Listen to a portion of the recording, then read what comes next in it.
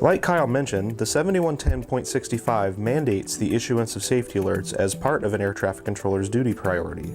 Chapter 2, Section 1, Paragraph 2A states, "Give first priority to separating aircraft and issuing safety alerts as required in this order." So, when are safety alerts required? In Chapter 2, Section 1, Paragraph 6, the .65 goes on to say, "Issue a safety alert to an aircraft if you are aware that the aircraft is in a position or altitude which, in your judgment, places it in unsafe proximity to terrain, obstructions, or other aircraft." Note that the phrasing of the .65 says, "in your judgment." A controller's primary job is safety, and factors such as weather, pilot ability, and aircraft performance capabilities may require the issuance of a safety alert, even though altitude or separation minimums have not yet been broken. The 7110 also says, "Once the pilot informs you action is being taken to resolve the situation, you may discontinue the issuance of further alerts." Once you have made the pilot aware of the situation and he or she responds that appropriate action is being taken, let them deal with the situation and provide further assistance if requested. Finally, the .65 says, "Do not assume that because someone else has responsibility for the aircraft, that the unsafe situation has been observed and the safety alert issued. Inform the appropriate controller." Basically, the .65 mandates that you respond to any unsafe situation that you observe, even if it's in another controller's sector or area of responsibility. If you see such a situation, contact the appropriate controller to make sure that action is being taken. Once again, safety is your #1 priority, and as part of a team, it's your job to watch out for your fellow controllers. What happens once a safety alert is issued? In note number 3, the 7110 states, "Once the alert is issued, it is solely the pilot's prerogative to determine what course of action, if any, will be taken. You cannot instruct the pilot to do anything, but you can suggest a course of action and provide him or her with all available information regarding traffic, terrain, weather, and other pertinent information about the situation." It's important to note that it doesn't matter whose fault a particular situation is. The controller is still responsible for issuing a safety alert, regardless of whether it's a pilot deviation or an operational error. There are two kinds of safety alerts: terrain and obstruction alerts, also called low altitude alerts, and aircraft conflict or Mode C intruder alerts, also called traffic alerts. A terrain obstruction alert is issued when an aircraft is in unsafe proximity to terrain or other obstacles such as buildings or antennas. Normally, if an aircraft is IFR, a terrain obstruction alert will automatically be triggered when it descends below the minimum vectoring altitude, or MVA, for the area in which it is flying. The radar target's data block will turn red, and LA, for low altitude, will appear above the call sign. In case you're wondering, the radar system filters out certain altitudes, such as those along instrument approaches, so that terrain obstruction alerts are not constantly triggered for aircraft that are landing or departing.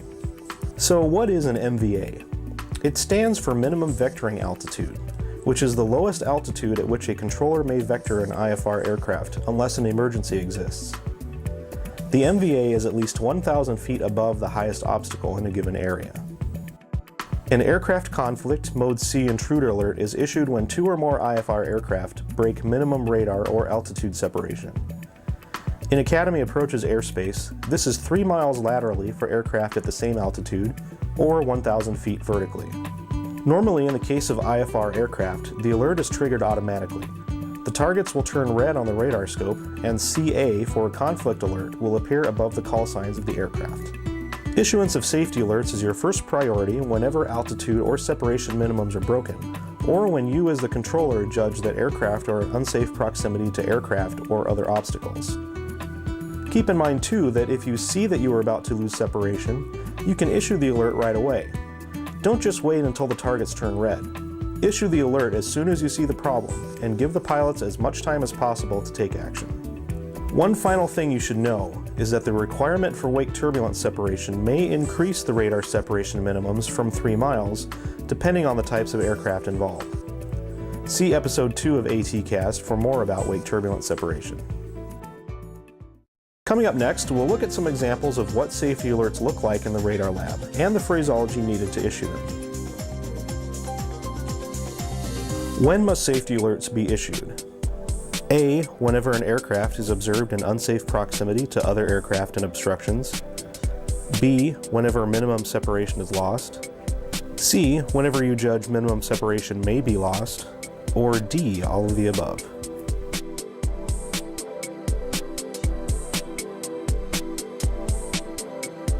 The answer is D, all of the above. Once a safety alert is issued, whose prerogative is it to decide what action will be taken?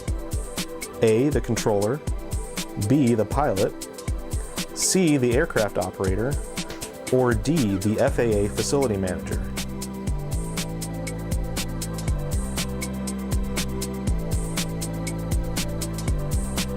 The answer is B. The pilot will decide what action, if any, will be taken after a safety alert is issued.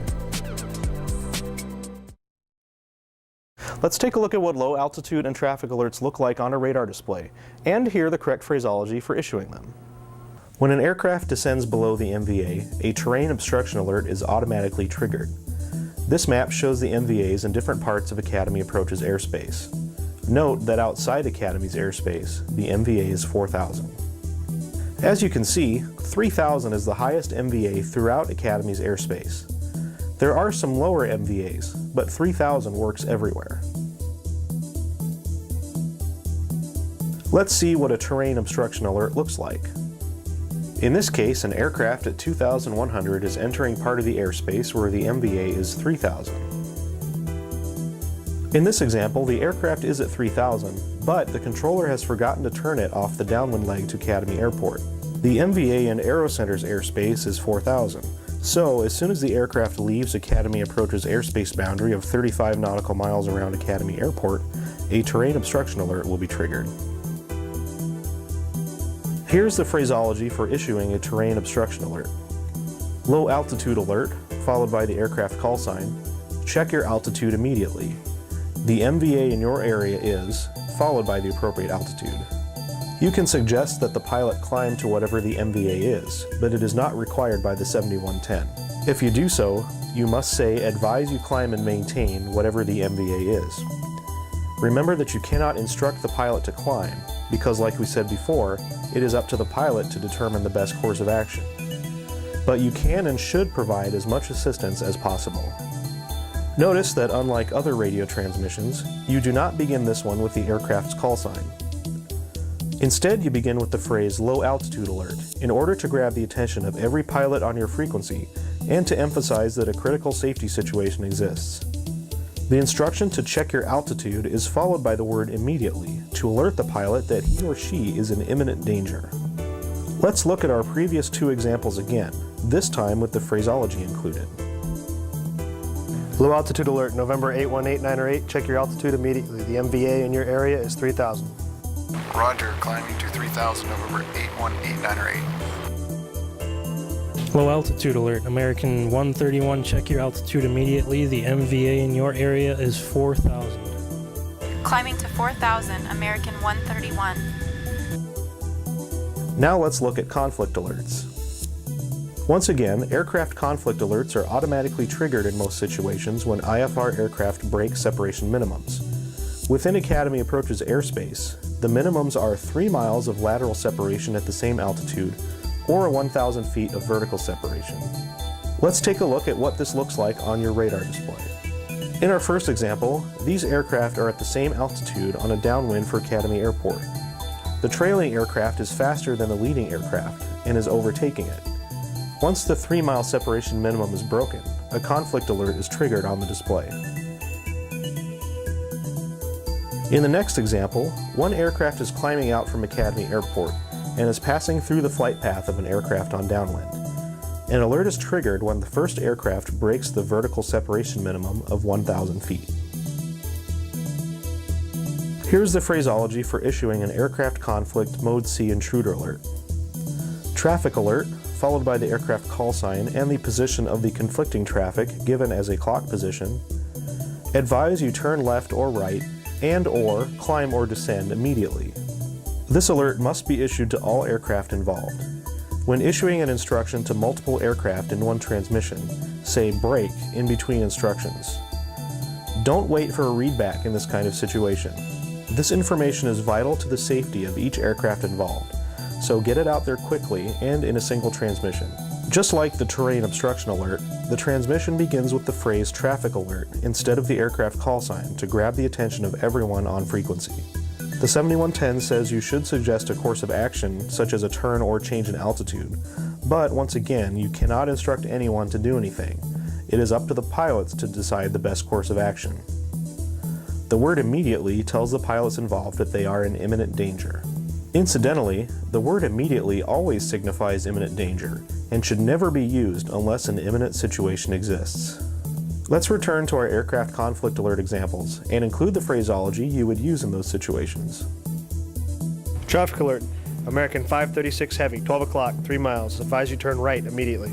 Brake. Delta 880, 6 o'clock, less than 3 miles. Advise you turn left immediately. Turning left, Delta 880. Turning right, American 536 Heavy.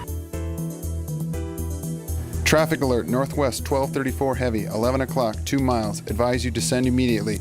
Brake, November 425 Lima Golf, 2 o'clock, less than 2 miles. Advise you climb immediately. Descending Northwest 1234 Heavy. Climbing November 425 Lima Golf. Coming up next, we'll review what we covered in this episode. What are the separation minimums within Academy Approaches airspace? A. 500 feet vertical, 1 mile lateral. B. 500 feet vertical, 2 miles lateral. C. 1,000 feet vertical, 3 miles lateral. Or D. 1,000 feet vertical, 5 miles lateral.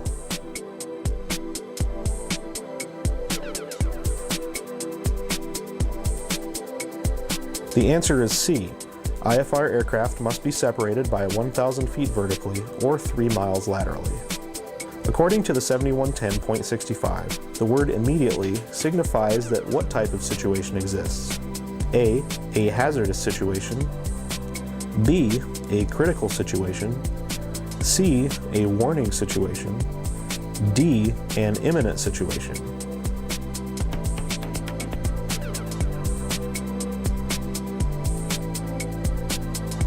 The answer is D, an imminent situation. Now for a quick review of what we went over in this episode. There are two kinds of safety alerts mandated by the 7110.65. Terrain obstruction alerts and aircraft conflict or Mode C intruder alerts. A terrain obstruction alert is triggered whenever an aircraft descends below the minimum vectoring altitude within a particular radar sector. At Academy, there are several different MVAs in different parts of the airspace as depicted on this map. 3,000 is the highest MVA throughout the airspace. The phraseology for a terrain obstruction alert is low altitude alert followed by the aircraft call sign, check your altitude immediately, the MVA in your area is, and then the appropriate altitude.